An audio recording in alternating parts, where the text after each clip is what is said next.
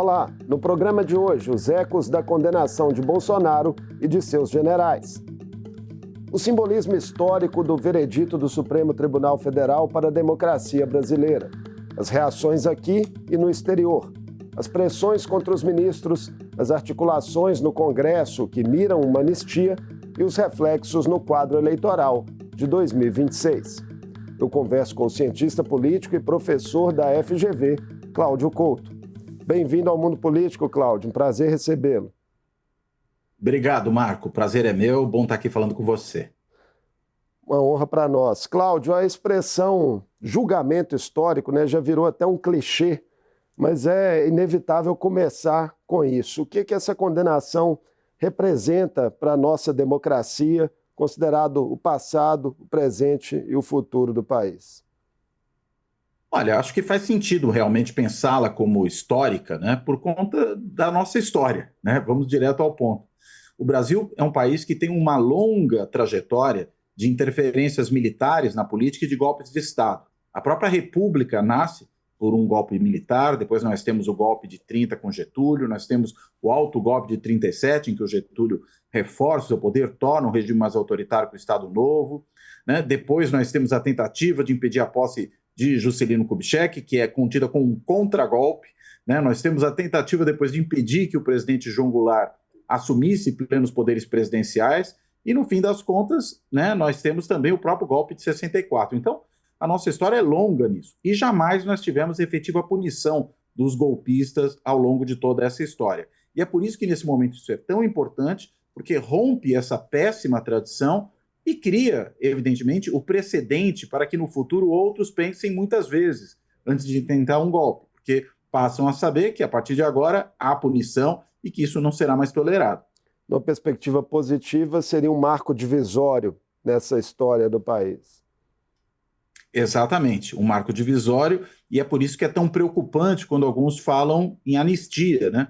Que seria, para usar uma expressão popular, uma imensa pizza para assegurar a impunidade de golpistas e aí, claro, restaurando essa tradição de sempre perdoar aqueles que cometem um crime contra a democracia e contra a própria soberania nacional, muitas vezes. Falando em anistia, a oposição insiste em defender, que o Congresso vote algo nesse sentido que venha a beneficiar os condenados. O próprio governador de São Paulo, Tarcísio de Freitas, vinha encampando essa pauta, tinha uma viagem prevista a Brasília agora para o início da semana que parece que foi cancelada. Há ambiente político propício para isso prosperar, na sua avaliação, Cláudio? Olha, infelizmente eu acho que existe sim, né? Porque parece que há, entre uma parcela grande ali dos parlamentares do Centrão, uma disposição a fazer um acordo, um grande acordo com os deputados da base bolsonarista, né, com a extrema-direita dentro do Congresso Nacional. A gente sabe, né, isso tem sido noticiado, que uma das tratativas passaria por criar ali um ganha-ganha, que de um lado você tem anistia para os golpistas e de outro lado você tem uma tentativa de mudar também regras para evitar um maior escrutínio, uma maior fiscalização do Poder Judiciário sobre a atuação dos parlamentares, sobretudo naquilo que diz respeito ao uso de recursos das emendas orçamentárias, que nós sabemos muitas vezes que são recursos desviados, né, da sua real destinação. Tem até aparecido notícia nova sobre isso nessa semana. Então, por conta disso, eu acho que, infelizmente, há sim um certo clima que pode conduzir favoravelmente à anistia. Mas não é uma coisa tão simples. E o custo político disso perante a sociedade, perante os formadores de opinião, a própria cobertura de imprensa, é um custo alto, né? Além de, claro, criar encrenca com o governo, muito embora o próprio governo não tenha uma base tão forte dentro do Congresso Nacional hoje. Essa anistia teria que ser aprovada na Câmara, no Senado, o presidente Lula ainda poderia vetar, ainda teria o STF ainda para, de repente, julgar a constitucionalidade dela. Agora, o presidente do Senado, Cláudio, Davi Alcolumbre, vem sinalizando nos bastidores que poderia ter uma saída intermediária, que seria uma redução de pena para os condenados, algo até acordado com setores do Supremo. Isso pode estar também no horizonte nesse momento de tantas pressões, também atritos entre os poderes, aí, como você já colocou bem, que envolvem questões orçamentárias, prerrogativas de foro, enfim. Olha, é o que se tem dito, né? Você teria não a grande pizza, eu brinquei aqui, mas talvez uma pizza brotinho, né? Uma pizza um pouco menor, que atingisse eventualmente os peixes pequenos da tentativa de golpe. Por exemplo, aqueles que foram ali às sedes dos três poderes no 8 de janeiro de 23, e nós vimos o que aconteceu, destruíram tudo ali, muito provavelmente porque tentavam que houvesse naquele momento algum tipo de atuação dos militares, supostamente para conter a bagunça, mas que acabasse criando a oportunidade de que eles se mantivessem no poder. É bom lembrar que aquelas pessoas saem de frente de um acampamento, ou de um acampamento, melhor dizendo, em frente ao quartel, né? E ninguém acampa em frente ao quartel pedindo intervenção militar se não for para que ela aconteça. Então, dá para ter aí um raciocínio lógico de que se saíram da frente do quartel onde pediam um golpe militar para ir fazer o que fizeram na sede dos três poderes, imaginavam que ali, naquele momento, esse golpe aconteceria. Seria para esses, né? Mas que, de qualquer maneira, são ali uma grande massa de manobra, são indivíduos menos importantes na arquitetura, na articulação do golpe. Agora, os mais importantes, esses que foram condenados agora e outros a eles vinculados, que devem entrar nas próximas fases desse processo, em núcleos menos centrais, esses eu acho que seria um absurdo completo, né, se eles tivessem qualquer tipo de atenuação das suas penas, né? Porque, afinal de contas, o que nós estamos falando é de gente que pensou até mesmo em assassinato de presidente e vice-presidente eleito em ministro do Supremo. E aí é muito grave que você pense em anistia para gente que perpetrou algo dessa natureza. Além das penas de prisão, né, para esses integrantes do núcleo central da trama golpista, a primeira turma do STF determinou também a perda do mandato parlamentar de Alexandre Ramagem, né, que deve ser declarada pela mesa da Câmara dos Deputados, perda do cargo de delegado federal dele e também de Torres, né, Anderson Torres, e a inelegibilidade dos réus até 8 anos após o prazo de cumprimento dessa pena. Tudo isso, né, esse pacote, pode trazer aí futuramente, nos próximos meses, mais embates entre legislativo e judiciário? Olha, podem, sobretudo se havendo anistia, né, e ela for depois questionada no judiciário, e pelo que já foi sinalizado pelos ministros do Supremo, ser declarada inconstitucional é o mais provável. Sempre bom lembrar que a gente tem aquele caso da Daniel Silveira, que recebeu um perdão presidencial, e esse perdão foi considerado inconstitucional por ser um perdão de um crime que atentava contra o Estado Democrático de Direito, mais ainda, claro, um golpe de Estado e tudo aquilo que está envolvido nas condenações de que foram alvo, né, esses que acabaram de ser julgados. Então, se isso chegar ao Supremo e for declarado inconstitucional, depois de ter virado lei no Congresso, temos aí mais um capítulo do enfrentamento entre os poderes, e de uma situação em que, na realidade, nós vemos, né, uma seguida transgressão do bom senso e de normas legais que acaba culminando na necessidade de algum tipo de ação do Supremo, que está lá para isso mesmo, para controlar a constitucionalidade das leis, e às vezes, quando você controla a constitucionalidade das leis, você acaba insatisfazendo muita gente, né? O Supremo tem um certo papel, e não é só aqui no Brasil, outra Suprema Corte também, de estraga prazeres de certas vontades da maioria. E aí, claro, o que vai acontecer? Vão questionar que o Supremo está interferindo na política, que ele age legitimamente, que tem motivações partidárias, solapando a própria legitimidade do sistema de justiça e, consequentemente, enfraquecendo a democracia brasileira. Acho que essa é a consequência nociva também que advém de uma tentativa de anistia, caso ela prospere. Então, o ideal seria que esse negócio nem fosse considerado no Congresso, não avançasse, que a lei fosse cumprida, que quem cometeu o crime, de uma lei inclusive aprovada bem recentemente pelo Congresso, pagasse por esse crime. É assim que normalmente funciona para todo mundo, não teria por que ser diferente para esses aí que não merecem, evidentemente, tratamento especial. Na decisão que tomou, né, o Supremo Tribunal Federal, na maioria formada ali entre os ministros, né, com exceção do ministro Fux, que deu um voto divergente, quais foram, a seu ver, Cláudio, os argumentos mais contundentes, né, para sustentar uma penalização rigorosa aos envolvidos desse núcleo central? Olha, acho que há muita coisa ali. Primeiro, um amplo cabedal de provas, né? Nós tivemos documentos, né, inclusive impressos, alguns deles, tivemos trocas de mensagens entre os membros ali da organização criminosa que foi identificada, né, com o ex-presidente Bolsonaro à frente. Nós tivemos depoimentos muito avalizados, por exemplo, dos ex-comandantes das Forças Armadas.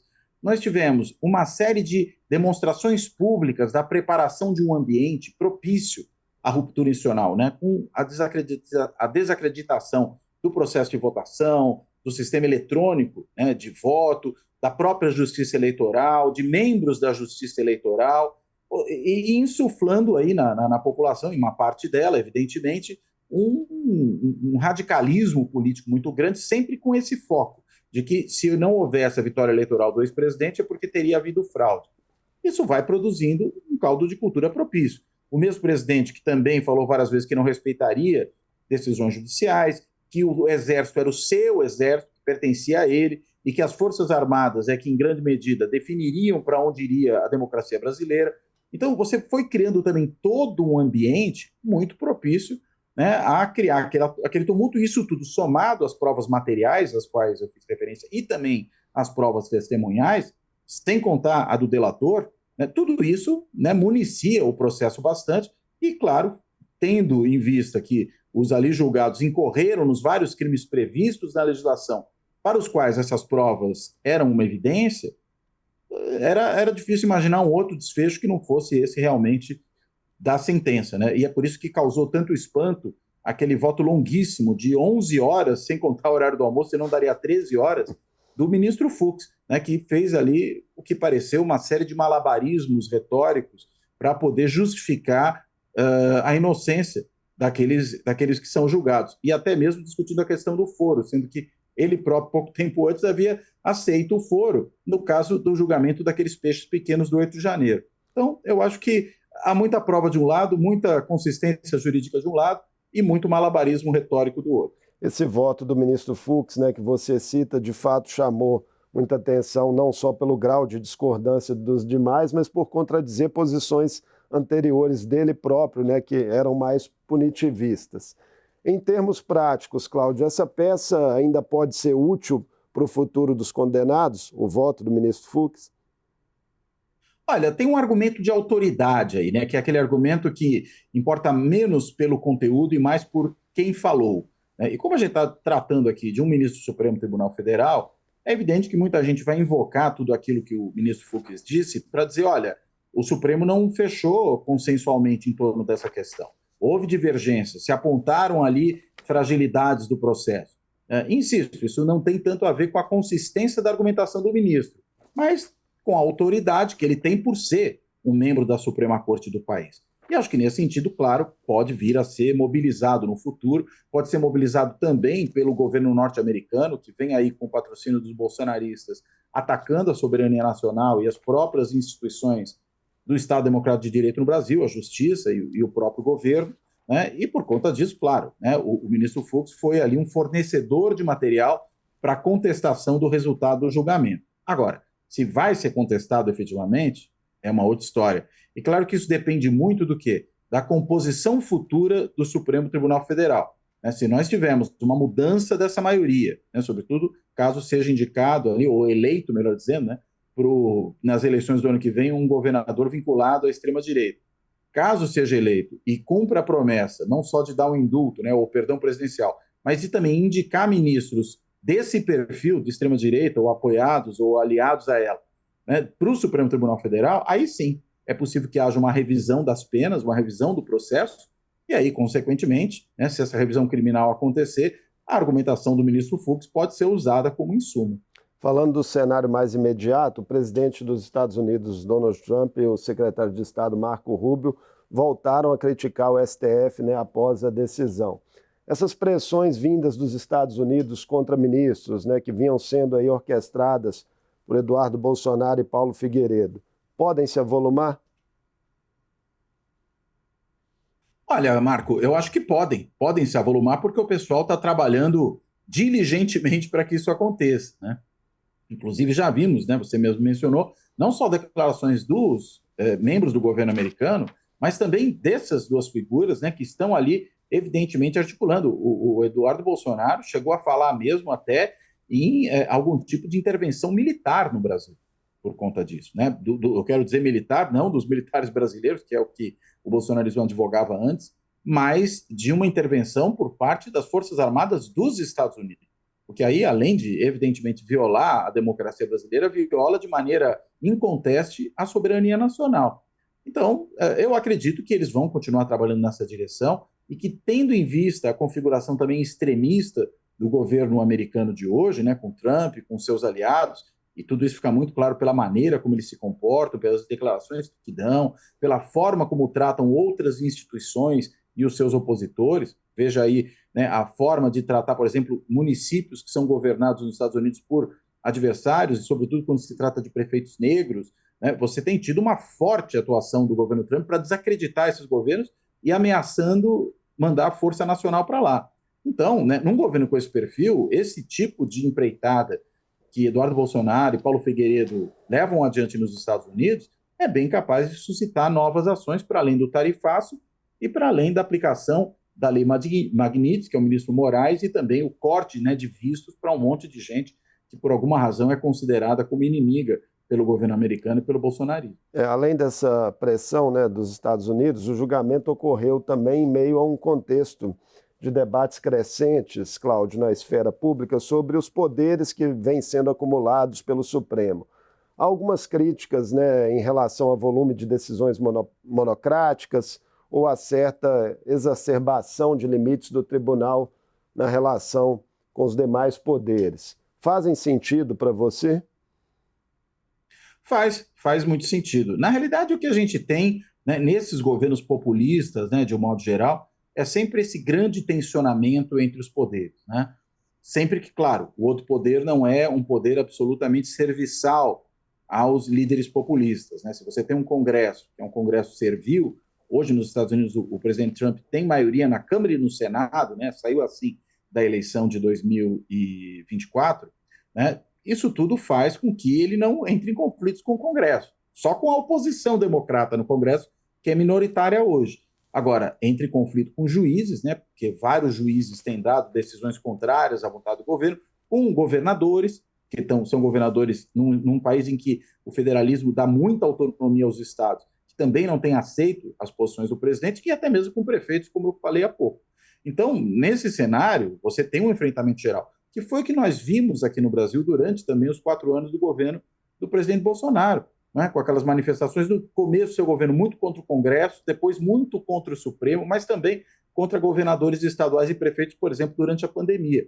Então, é uma marca, né, do populismo autoritário, esse estilo de fazer política, que é um estilo de confrontação e, sobretudo, de ataque à estrutura institucional da democracia. Então, a gente não deve se espantar, porque é assim realmente o modus operandi normal, digamos assim, normal para esse estilo de governante. Vamos falar do quadro eleitoral, né, que está se desenhando aí a partir dessa condenação.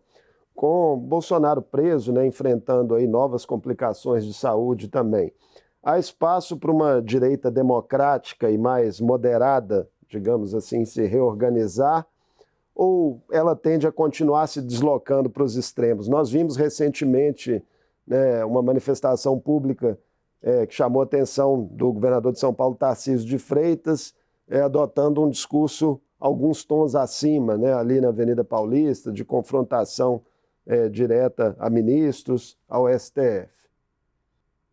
Olha, Marco, eu acredito que há sim espaço para uma direita mais moderada, justamente por conta aí dessa situação complicada em que o Jair Bolsonaro e os mais próximos dele no governo se meteram. Agora, o problema é que essa direita supostamente moderada não está fazendo esse movimento. Em vez disso, ela está apoiando o bolsonarismo, inclusive aí flertando com a ideia de anistia, né, que é evidentemente uma maneira de endossar a tentativa de golpe, porque não se considera isso algo grave para justificar a punição.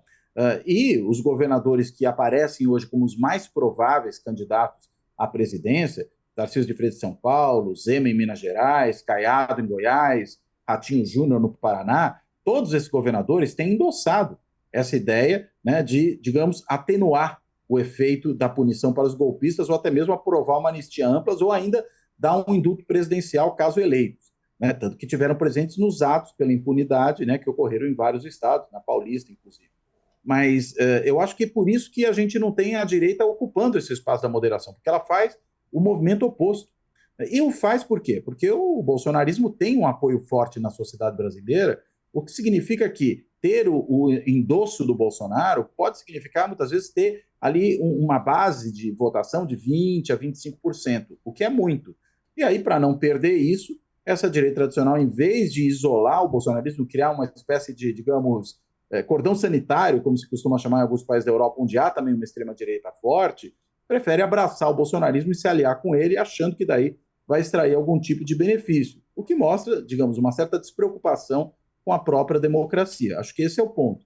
E aí seguimos com essa polarização radicalizada, que eu chamo de polarização radicalizada, por quê? Porque polarização é normal na democracia, é normal e até saudável que seja assim, que sempre tem disputa ali entre adversários políticos, e que bom que é dessa maneira, porque você pode, né, alternar, você pode ter opções.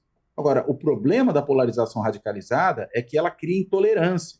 E hoje a gente tem o quê? Uma extrema-direita forte, né, que se opõe a uma esquerda que não é extremista, porque a extrema-esquerda no Brasil é insignificante, não ganha nem eleição para diretório acadêmico, mas, na realidade, essa polarização extremada com um dos lados pouco leal à própria democracia gera um cenário de radicalização, de intolerância e, inclusive, de fragilização das nossas instituições democráticas. Acho que esse é o problema e é por isso que há uma questão, quando essa direita, que poderia se moderar, na realidade faz um movimento oposto a isso. Ainda tem o fator Eduardo Bolsonaro, né, que vem declarando lá dos Estados Unidos que vai fazer o máximo possível para se viabilizar candidato à presidência da República.